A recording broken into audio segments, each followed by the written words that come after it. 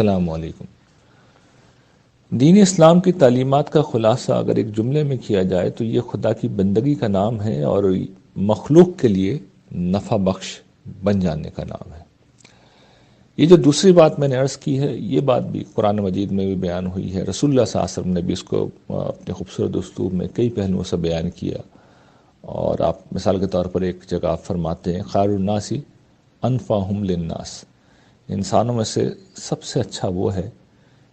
جو انسانوں کے لیے سب سے بڑھ کر نفع بخش ہو۔ اور یہ وہ مقام ہے جس کی ہم میں سے ہر شخص کو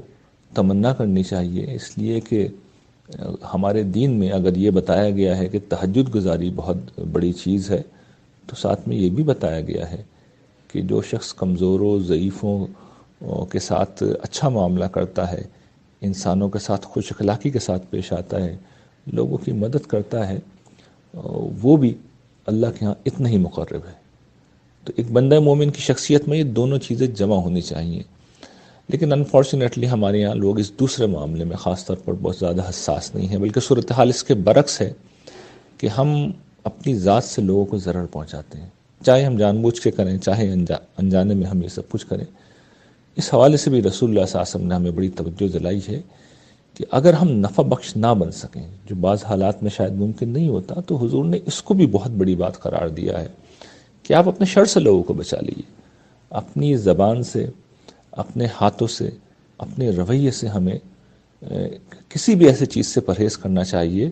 کہ جس سے لوگوں کو تکلیف ہو، انہیں ضرر پہنچے، انہیں نقصان پہنچے۔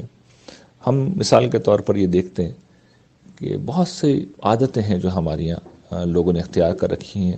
ہم کچرا ہے سڑکوں کے اوپر پھینک دیتے ہیں جو لوگوں کے لیے باعث تکلیف ہوتا ہے۔ اسی طریقے سے ہمارے بہت سے بھائی ہیں سگریٹ نوشی کرتے ہیں، اچھا اپنی ذات کا تو نقصان کرتے ہی کرتے ہیں، لیکن اب تو یہ بات معلوم ہو گئی ہے کہ سگریٹ نوشی ان لوگوں کے لیے زیادہ بڑا خطرہ ہے جن کے ارد گرد آپ موجود ہیں۔ آپ اگر اپنی فیملی میں ہیں تو ان کے لیے،